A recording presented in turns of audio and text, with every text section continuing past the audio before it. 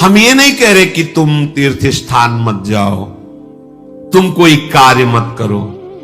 तीर्थ का तीर्थत्व भगवत प्रभाव से है, और भगवत प्रभाव अंश मात्र से तीर्थों में विराजमान है, लेकिन नाम में संपूर्ण भगवत सामर्थ्य विराजमान है।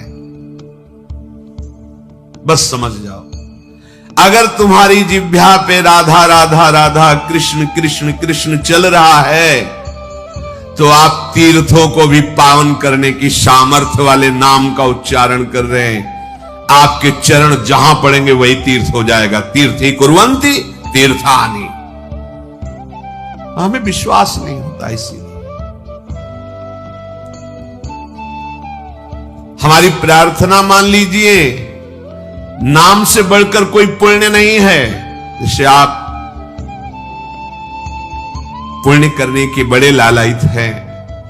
देखो, अपने यहां जो भगवत प्राप्ति का पुण्य का भाव है, उसका यह है कि भगवान ने हमें 10 रोटी दी है, हमारा काम 5 रोटी से चल जाएगा, तो हम 5 रोटी दूसरों की सेवा में लगा देते हैं। ये भाव है।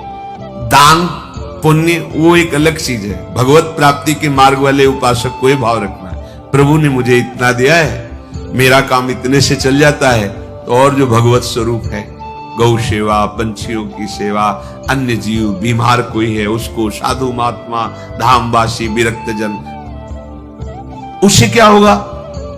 वो तुम्हारा पुण्य कर्म नहीं बना, वो सेवा बन गई।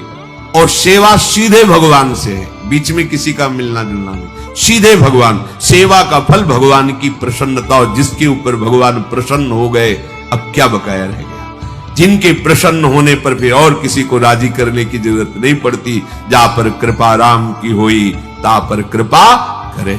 और जिसके ऊपर प्रभु की प्रसन्नता और कृपा है, तो जामवंत कहा सुनु रघुराया, जा पर नाथ करो तुम दाया, ताहि सदा शुभ कुशल निरंतर, सुर नर मुनि प्रसन्नता ऊपर, सोई विजयी विनयी गुण सागर, तासु सुजस त्रैलोक उजागर।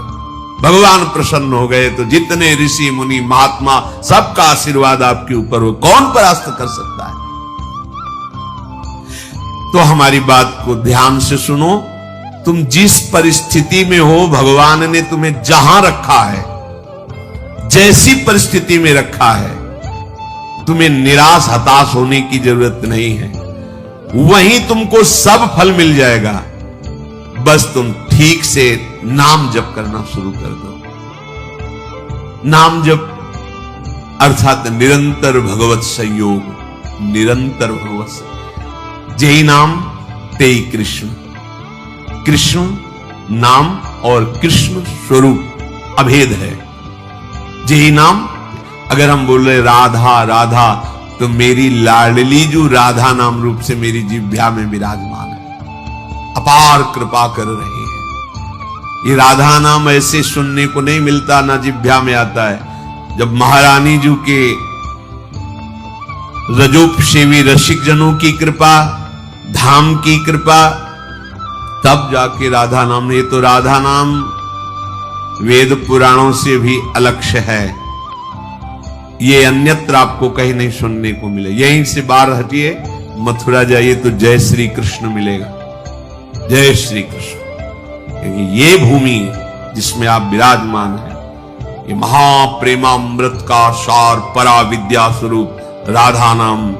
वृंदावन के वृक्ष को मरम न जाने कोई, यहां डाल डाल और पात पात में राधा राधा। यहां तो वायु भी राधा राधा बोलती है, यहां के पशु पक्षी राधा यशो मुखर मत, एक एक पक्षी यहां राधा राधा बोलता है। हमारी श्रवण इंद्रिय में दम नहीं, इसलिए हम समझ नहीं पा रहे। महाप्रेम समुद्र है श्री धाम वृंदावन।